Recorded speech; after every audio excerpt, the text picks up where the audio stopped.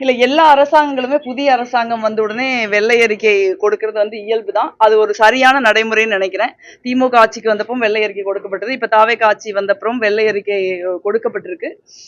அது வந்து அப்பதான் மக்களுக்கு வந்து ஒரு தெளிவான ஒரு ஒரு புரிதல் இருக்கும். நம்ம அரசாங்கத்துல வந்து எவ்வளவு கடன் இருக்கு, எவ்வளவு வட்டி கட்டுறோம், எவ்வளவு சம்பளத்துக்கு போகுது, எவ்வளவு பணம் மிச்சம் இருக்குது, எவ்வளவு வரி வருவாய் வருது, இதுக்குள்ள வந்து ஒரு அரசாங்கம் என்ன செயல்பட முடியும் அப்படிங்கிற ஒரு தெளிவு வந்து மக்களுக்கும் கிடைக்கும், அரசாங்கத்துக்கும் கிடைக்கும்.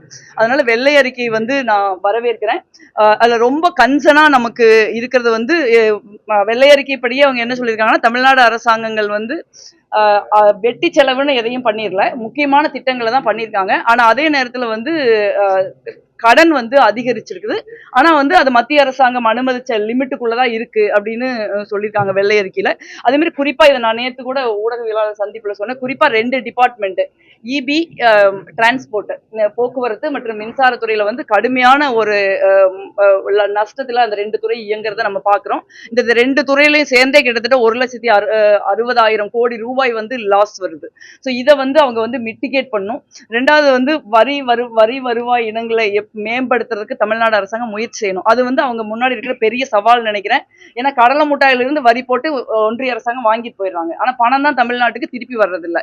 இந்த நம்ம அதுல ஒரு முக்கியமான விஷயம் அவங்க சொல்றது வந்து தமிழ்நாடு அரசாங்கத்திற்கு வர வேண்டிய வரி வருவாய் வந்து கடுமையா குறையுது அப்படின்னு அவங்க சொல்லியிருக்காங்க. அது காரணம் வந்து ஒன்றிய அரசாங்கம் முழுக்க வந்து அப்படியே வாரி சுருட்டிக்கிட்டு போயிடுறதுதான் காரணம்.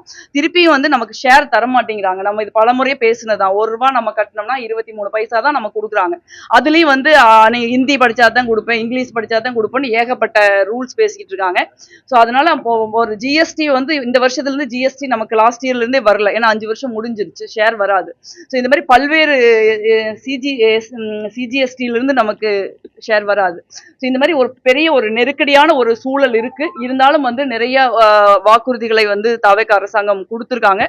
பட் அவர் வந்து ஒரு ஒரு தெளிவான ஒரு திட்டமிட்ட பாதையில அவங்க பயணிக்க முயற்சி பண்றாங்க. செலவினங்களை கட்டுப்படுத்துறது, வரி வருவாயை அதிகப்படுத்துறது, இந்த மாதிரி அதே மாதிரி ஒரு நேர்மையான வெளிப்படையான ஒரு அரசாங்கத்தை நடத்துறது, இந்த மாதிரி ஒரு ஒரு தெளிவான ஒரு பாணியில கொஞ்சம் கொஞ்சமா படிப்படியா அவங்க அடி எடுத்து வைக்கிறதுனால தமிழ்நாட்டு நிதி நிர்வாகத்தை அவர்களால சிறப்பாக கையாள முடியும் நான் நினைக்கிறேன்.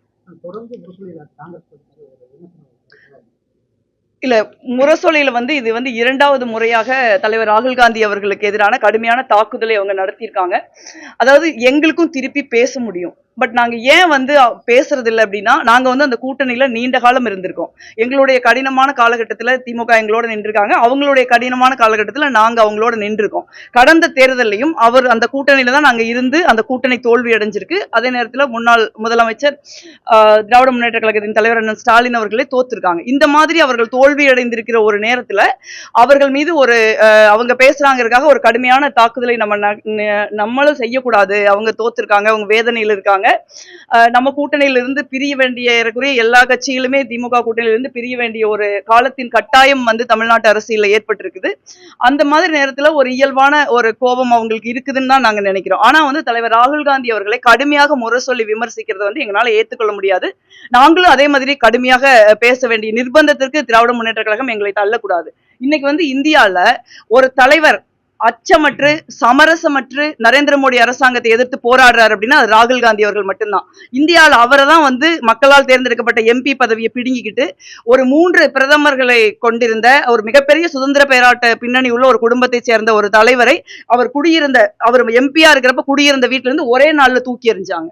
அப்படி இன்னைக்கும் வந்து இந்தியாவில் இருக்கிற எல்லா கோர்ட்லயும் ராகுல் காந்தி அவர்கள் மேல பாஜக போட்ட கேஸ் நடந்துகிட்டு இருக்குது. ஏன்னா ஒரு RSSக்கு எதிராக கடுமையா பேசுறாருங்கிறதுனால. அதனால அந்த மாதிரி ஒரு சமரசமற்று ஒரு அப்பழுக்கற்ற நேர்மையோடு போராடுகிற ஒரு தலைவரை இந்த மாதிரி ஒரு தாக்குதலுக்கு உள்ளாக்குறது வந்து எந்த விதத்திலும் ஏற்றுக்கொள்ள முடியாது. அதே நேரத்தில் இந்தியா கூட்டணிங்கிறது ஒரு காங்கிரஸ் உடைய நலன்களை முன்னிறுத்துறது அல்லங்கிறது திமுக உள்ளிட்ட கட்சிகள் புரிஞ்சுக்கணும்.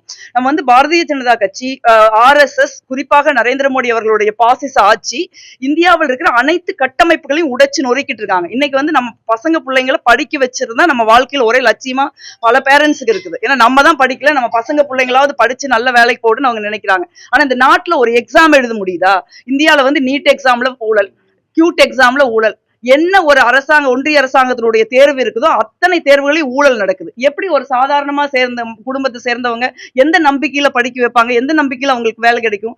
அதே மாதிரி ஒரு தேர்தல் உண்மையா நடக்க முடியுதா? ஒரு ராஜ்யசபா எம்பி வந்து ஒரு நாமினேஷனை கரெக்டா பாக்குறாங்களா? சோ அந்த அளவுக்கு வந்து ஒரு தேர்தல் நடைமுறை, நீங்க வந்து நீதிமன்றங்கள், பல்வேறு ஊடகங்கள், எலெக்ஷன் கமிஷன், இது எல்லாத்தையுமே நெருக்கடிக்குள்ளாக்கி ஒரு ஒரு சமத்துவம் இல்லாத ஒரு ஒரு தேர்தலை ஒரு அரசியல் நம்ம எதிர்கொண்டுட்டு இருக்கோம்.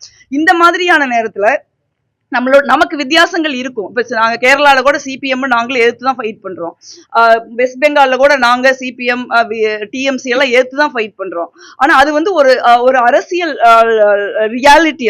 அதை நம்ம புரிஞ்சுக்கணும். அதை தாண்டி இந்தியாங்கிற ஒரு நாட்டை காப்பாத்துறதுக்குரிய பொறுப்பு கடமையும் எல்லா அரசியல் கட்சிக்கு இருக்குது இல்லையா?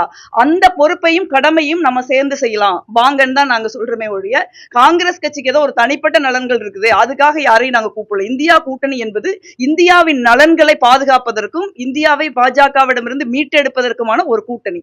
அந்த கூட்டணியில நம்ம கருத்து வேறுபாடுகள் இருக்கலாம், கசப்புகள் இருக்கலாம். அதை நம்ம மறந்துட்டு நாட்டுக்காக நம்ம நிக்கணும். அதுதான் ரொம்ப முக்கியம் நான் நினைக்கிறேன். அது மாதிரி முரசொலி வந்து இந்த மாதிரி தரம் குறைந்த தாக்குதலை தலைவர் ராகுல் காந்தி அவர்கள் மீது நடத்துவதை நிறுத்திக் கொள்ள வேண்டும். நாங்க என்ன அரசியல கண்ணியத்தை கடைபிடிக்கிறோமோ அதே கண்ணியத்தை திராவிட முன்னேற்ற கழகம் கடைபிடிக்கும் நான் நினைக்கிறேன். திராவிட முன்னேற்ற கழகத்தின் தலைவர் ஒரு கண்ணியமான ஒரு அரசியல்வாதி, ஒரு நீண்ட நெடிய அனுபவம் உள்ள ஒரு அரசியல் கட்சியின் தலைவர். அவங்க வந்து அவங்களுடைய அப்பாரட்டஸ் அவர் கட்டுப்படுத்துவார் நான் நம்புறேன். இதே மாதிரி காங்கிரஸ் கட்சி வந்து அமைதியா இருக்குது அப்படிங்கிறதுக்காக நாங்க கண்ணியமா இருக்கிறோம். அது வந்து எங்களுடைய பலவீனம் கிடையாதுங்கிறத அவங்க புரிஞ்சுக்கணும். புதிய அரசியல் கட்சியா இருக்கிறாங்க. ஒரு அரசாங்கத்துக்கு அவங்க தேர்ந்தெடுக்கப்பட்டிருக்காங்க. அவங்க தமிழ்நாட்டு அரசாங்கத்திற்கே அவங்க இன்னும் பழக வேண்டி இருக்கு. ஸோ அவங்களுக்கு இந்தியா கூட்டணிக்கு அவங்களும் வரணும்னா நான் நினைக்கிறேன். ஏன்னா இந்தியா கூட்டணிங்கிறது குறிப்பா தமிழ்நாடு பாரதிய ஜனதா கட்சி ஆட்சியில இருந்து கடுமையான தாக்குதலுக்கு உள்ளாகி இருக்குது. ஸோ நமக்கு வர வேண்டிய வரி, நமக்கு வர வேண்டிய திட்டங்கள், நமக்கு நியாயமாக கிடைக்க வேண்டிய உரிமைகள் எல்லாமே நமக்கு மறுக்கப்படுற ஒரு சூழல் இருக்குது. இதனுடைய உச்சபட்சமாக வந்து நமக்கு இருக்கிற நாடாளுமன்ற உறுப்பினர்களுடைய எண்ணிக்கையிலேயே தென்னிந்தியாவுக்கு ஒரு பெரிய பின்னடை வருது. ஏன்னா நீங்க வந்து டிஎம்சில இருந்து 20 எம்பிக்கள் என்று பாஜகவுக்கு சப்போர்ட் பண்ணுவோம்னு சொல்லக்கூடிய சூழல்ல வருகிற நாடாளுமன்ற கூட்டத்தொடர்ல என்ன நடக்குமோங்கிற ஒரு அச்சம் வந்து எங்களை மாதிரி நிறைய பேருக்கு இருக்கு. சோ இந்த மாதிரியான ஒரு சூழ்நிலை தமிழ்நாட்டின் நலனை முன்னிறுத்தியும் இந்தியாவின் நலனை முன்னிறுத்தியும் தாவேகா இந்தியா கூட்டணியில இணையணும். அதுக்கு அவங்களுக்கு ஒரு டைம் வேணும். நிச்சயமா அதை அவங்க பரிசீலிப்பாங்கன்னு நான் நினைக்கிறேன். அனைத்து அமைச்சர்களுமே வந்து முன்னாள் அமைச்சர்கள் மேல குற்றச்சாட்டு வச்சிருக்காங்க. ஊழல் பண்ணிருக்காங்க சொல்லி. இல்ல நீங்க வந்து இதை வந்து நம்ம கடந்த ஆட்சியிலையும் நம்ம கேட்டோம். ஆனா யாரும் இப்ப இந்த ஆட்சியிலையும் கேட்கிறோம். தவறு செஞ்சவங்க யாரா இருந்தாலும் நிச்சயமா நடவடிக்கை எடுக்கணும். அதுல வந்து எந்த மாற்று கருத்தும் இருக்க முடியாது. முன்னாடியாச்சியோ அதுக்கு முன்னாடியாச்சியோ பட் அதுக்கு வந்து ஒரு சப்ஸ்டன்ஷியேட்டா அவங்க ஒரு நடவடிக்கை எடுக்கணும்னு நான் நினைக்கிறேன். அவங்க அமைச்சர்கள் அப்படிங்கிறதுனால அதற்கு உண்டான வழிமுறைகள், அதற்கு உண்டான அதிகாரம் அவங்களுக்கு இருக்கு. அதை அவங்க செய்வாங்கன்னு நான் நினைக்கிறேன்.